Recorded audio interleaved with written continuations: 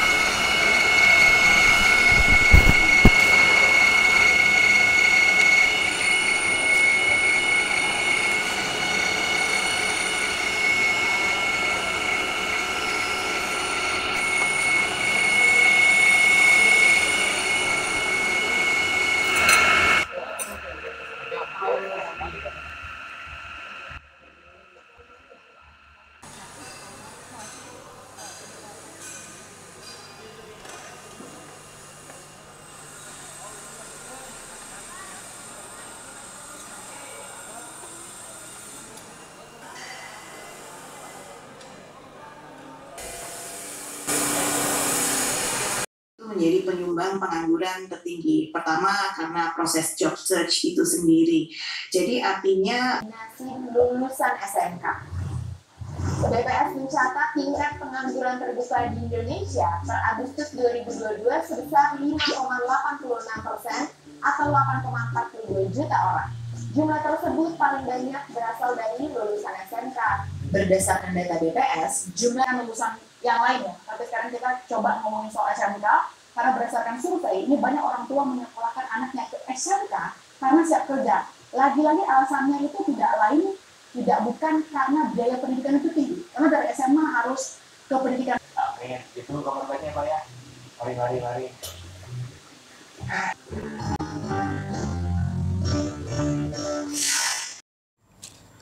Assalamualaikum warahmatullahi wabarakatuh. SMK bisa, SMK hebat. Dan sekarang ada tambahan lagi, yaitu SMK juara lahir batin. Memang kita harus berbangga ya. Dan kalau bukan oleh kita, oleh siapa lagi? Dan kita bebas. Kita bebas berekspresi, bebas juga berkreasi. Pada tayangan tadi video kita menyaksikan bagaimana Mars SMK nasional dinyanyikan ya, dengan penuh semangat, dengan penuh cita-cita, ya, dengan penuh harapan. Kemudian yel SMK ya, yang selalu diucapkan di setiap acara yang berhubungan dengan SMK ya, baik pada lomba-lomba, misalnya lomba olahraga, lomba seni, maupun lomba LKS, lomba keterampilan siswa. Jadi yel itu selalu diucapkan ya. Memang harus begitu. Dan pada akhir video itu ada cuplikan ya, yang kurang mengenakan ya, kurang enak didengar, kurang enak dilihat ya, bahwa pengangguran di tanah air didominasi oleh lulusan SMK ya. Sekali lagi, pengangguran di tanah air itu didominasi oleh lulusan SMK. Jadi lulusan SMK itu paling banyak ya, menempati urut jumlah pengangguran di tanah air. Dan ini bukan berita hoak ya, ini nyata ya. Dan para pejabat pun mengakui, baik pejabat di Menteri Pendidikan, di Dikbud maupun pejabat di Depnaker ya. Ini betul-betul ada ya, bukan hoak. Jadi hal ini mungkin terjadi ya karena jumlah SMK di tanah air sekarang jumlahnya sampai ribuan ya, sampai ribuan. Begini sebagai gambarnya, sebagai gambaran, di di tempat saya di mana saya domisili ya, Tasikmalaya, itu sebelum tahun 2000-an itu jumlah SMK itu bisa dihitung dengan jari.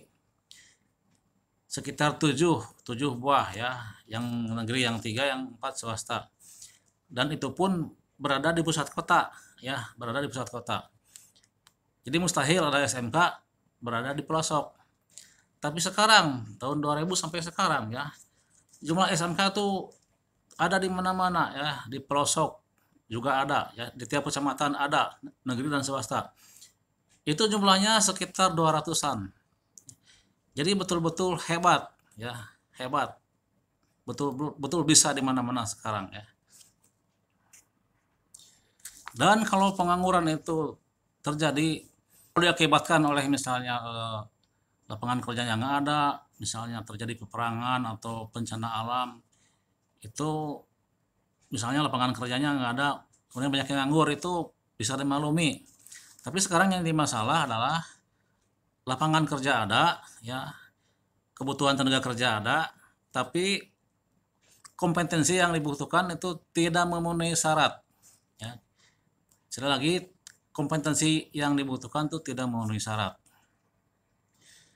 Dalam artian siswa atau lulusan itu tidak memiliki keahlian dan keterampilan yang dibutuhkan oleh industri. Ya padahal mereka kan sudah sekolah selama 3 tahun atau 4 tahun. Ini yang jadi masalah ya. Jadi sekali lagi dapat disimpulkan bahwa kualitas lulusan itu kurang memenuhi syarat atau kualitasnya rendah. Dan masalah kualitas ini ya, atau istilahnya kesenjangan ya. Ini kesenjangan jadi masalah klasik ya, masalah klasik dari dulu sampai sekarang. Jadi kesenjangan ya, kesenjangan antara hasil yang diinginkan ya dengan hasil yang diperoleh ya. Jadi tidak sesuai. Jadi tidak sesuai antara kualitas yang diharapkan dengan kualitas lulusan yang dihasilkan. Mengapa terjadi demikian? Karena ijazah yang dimiliki oleh para lulusan SMK itu bukan merupakan sertifikat keahlian ya, hanya sebagai sertifikat kelulusan itu aja ya. Jadi sama aja dengan sekolah lain, dengan SMK. Jadi sertifikat itu sebagai tanda lulus aja, jadi bukan sebagai sertifikat keahlian ya, gini ya, hanya sebagai sertifikat of graduation ya, bukan sebagai sertifikat of proficiency ya, sertifikat keahlian. Seharusnya yang ini ya. Jadi ijazah itu harus berupa sertifikat keahlian, certificate of proficiency. Karenanya maka mereka itu begitu lulus tuh nggak siap bekerja ya, nggak siap kerja, tapi siap latih, siap didik ya, nggak siap kerja. Workable tidak ya, tapi trainable ya.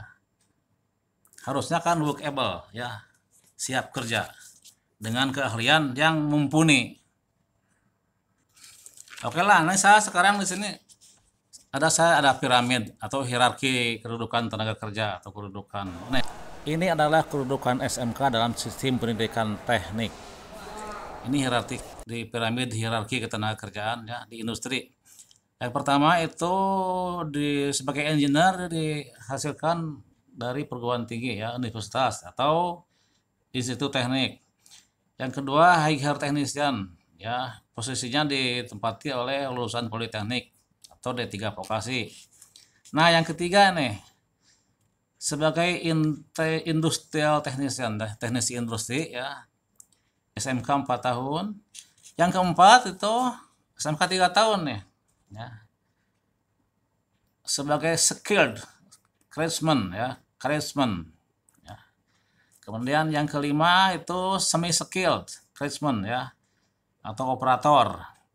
Itu dihasilkan dari SMP atau ST ya, atau training industri. Kemudian yang keenam itu yang paling bawah yaitu unskilled labor ya, jadi pembantu operator atau helper ya. Jadi nomor SMK yang 3 tahun atau 4 tahun, yang 3 tahun kebanyakan tuh harusnya di posisi 4 ya. Nah, pada kenyataannya ya, pada kenyataannya ini yang dari SMK itu kebanyakan di sini menempati urutan nomor 5 ya, sebagai operator. Itu kebanyakan ya. Sebagai operator, kemudian dengan gaji UMR dan sistem kontrak lagi. Jadi sudah paket lengkap ya.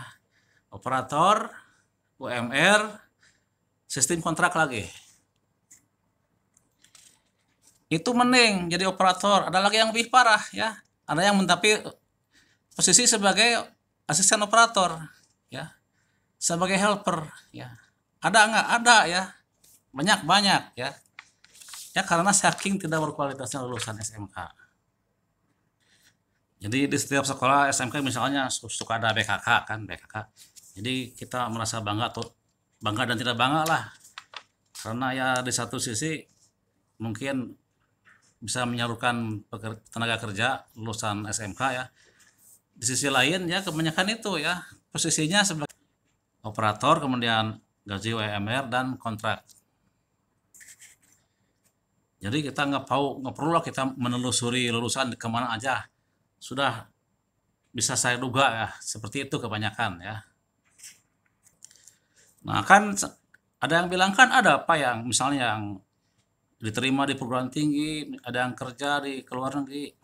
Iya, memang ada ya. Tapi kan nggak seberapa kan.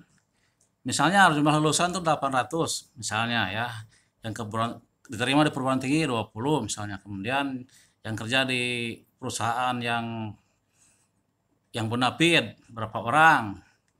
Kemudian yang keluar negeri berapa orang. Misalnya sampai 100 misalnya satu angkatan ya. Nah, ini yang 100 orang yang bernasib baik. Tapi yang lain yang 700-nya kemana ini ya? Yang sisanya yang bakal berjuang ya mencari pekerjaan. Yang siap-siap untuk nganggur itu ya.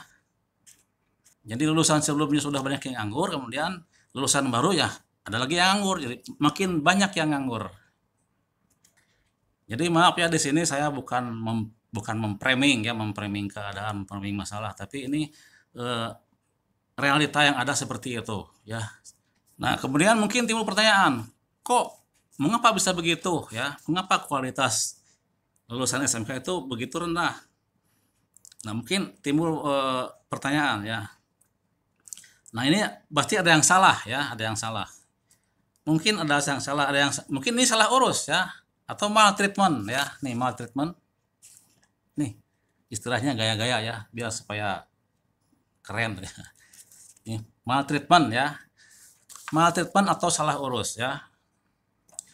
Dalam hal ini salah urusnya berantai ya, mungkin pemerintah salah urus dalam mengelola pendidikan vokasi ya. Dalam hal ini Menteri Mendikbud, kemudian Dirjen Vokasi, kemudian Direktur SMK ya. Nah, kemudian sekolah juga tentu salah urus ya dalam memperlakukan siswa ya selama pendidikan 3 tahun atau 4 tahun ya. Jadi salah urus, ya akhirnya jadi salah terus, salah kaprah jadinya kan. Ya akhirnya ya itu kualitas lulusan yang rendah ya. Nah, solusinya bagaimana? Tentu ada solusi ya. Ini masalahnya begitu, solusinya bagaimana ya? Nah, solusinya ini bukan saya tahu ya. Solusinya adalah pendidikan di SMK itu harus pragmatis. Cuma itu ya, harus pragmatis. Industri oriented ya. Orientasi industri. Sekali lagi harus pragmatis. Nih, pragmatis ya, industri oriented ya.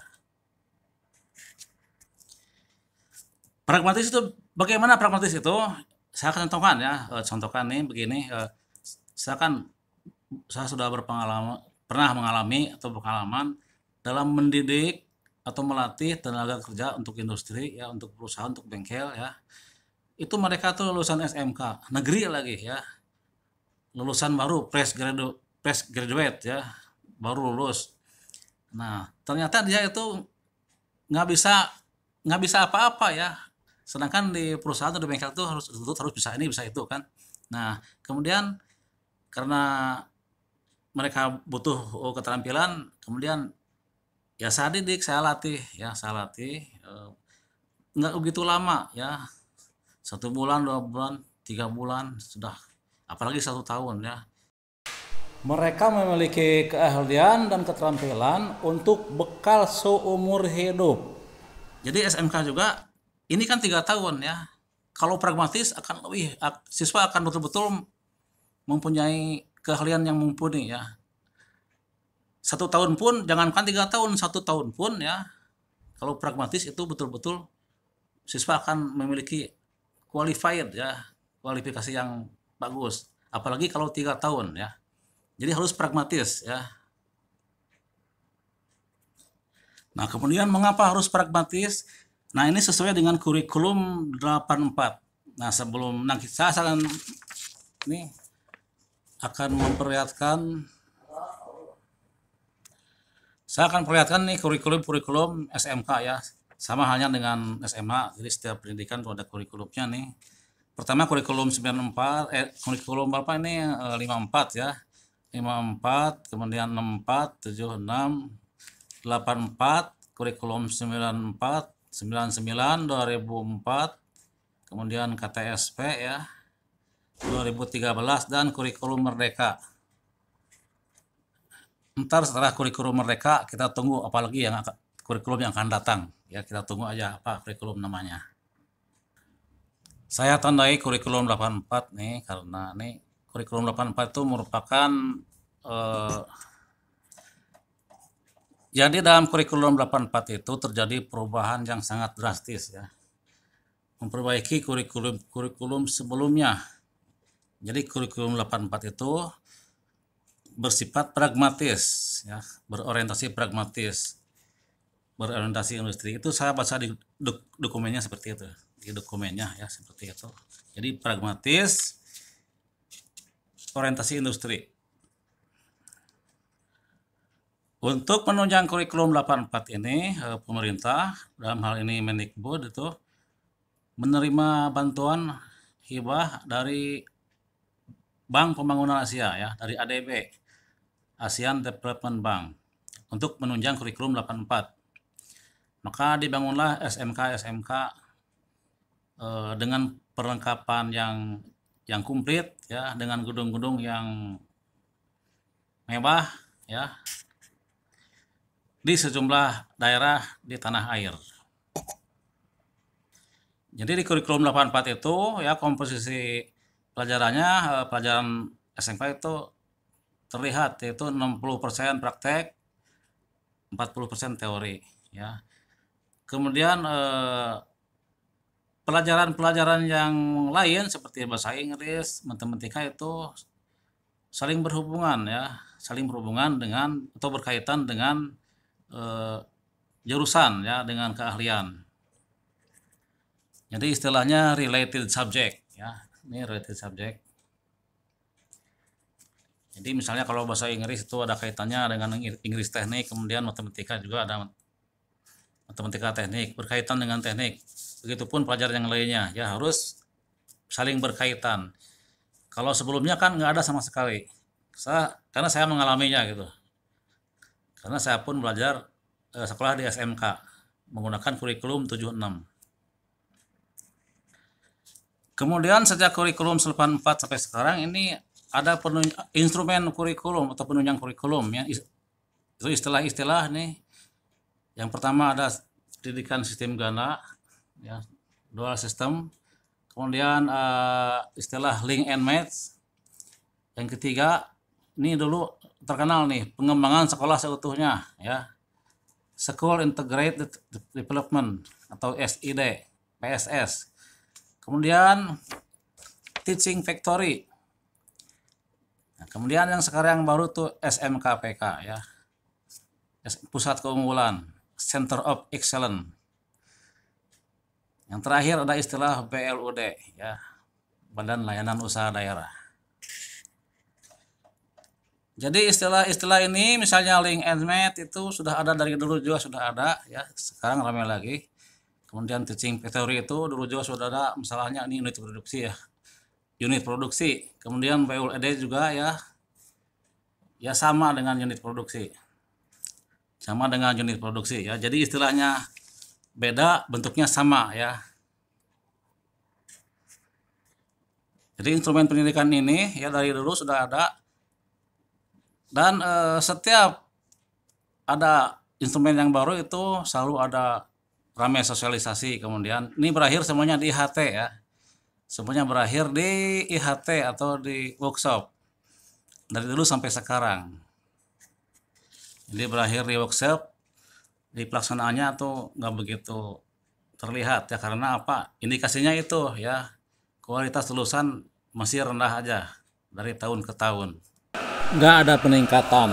Dan perlu diketahui ya, ini dulu tahun 2000-an itu ADB Asian Development Bank itu memberikan penilaian yang sungguh tidak mengenakan ya, yaitu masalah ini ya, masalah rate of return ya. Jadi rate of return sekolah kejuruan itu SMK itu sangat rendah ya. Sekali lagi, rate of return untuk SMK sangat rendah. Jadi artinya begini ya, itu Bank ASEAN ADB itu sudah memberi bantuan begitu dengan uang yang banyak, dengan biaya yang tidak sedikit, tapi melihat hasilnya, ya mereka juga menilai, mengevaluasi, jadi hasilnya itu kurang memuaskan ya, sehingga bantuan dari mereka itu nggak ada lagi ya sampai sekarang, cuma sekali-kalinya itu bantuan dari ADB. Jadi apapun kurikulumnya, apapun instrumennya, baik TEPA, baik PLUD, maupun pusat keunggulan, yang penting bagaimana kita memperlakukan siswa ya. Jadi sekali lagi, sebaiknya harus pragmatis ya, dengan pragmatis dengan segala konsekuensinya ya. Sekali lagi, pragmatis dengan segala konsekuensinya. Apa konsekuensinya? Ya banyak ya, diantaranya peralatan harus komplit. Untuk sekolah negeri tentu ini sudah komplit, sudah mencukupi. Kemudian tenaga mengajar tuh harus memiliki kompetensi yang bagus ya. Jadi hanya bukan sekedar legalitas formal saja ya, harus memiliki kompetensi yang mumpuni. Kemudian jumlah rombongan pelajar jangan terlalu banyak. Misalnya sekarang 4 kelas ya, dirubah menjadi 2 kelas. Kemudian jumlah siswa tiap kelas pun jangan terlalu banyak. Jumlah siswa yang terlalu banyak ya, sekarang 36 misalnya ya, sekarang dirubah menjadi 24. Sehingga nanti kalau praktek siswa itu diusahakan ya 1 mesin 1 orang ya, seperti saya perlihatkan pada awal-awal video ya, jangan sampai di 1 mesin dikerubuti oleh beberapa orang ya. Itu tidak baik ya, tidak akan bisa, tidak akan mempunyai keterampilan yang betul-betul kompeten ya. Ayo kita buktikan bahwa SMK itu bisa, hebat, juara ya. Jangan sampai SMK rungkan. Baiklah, sekian dulu ulasan dari saya. Masih banyak sebenarnya yang harus dibahas. Wassalamualaikum warahmatullahi wabarakatuh.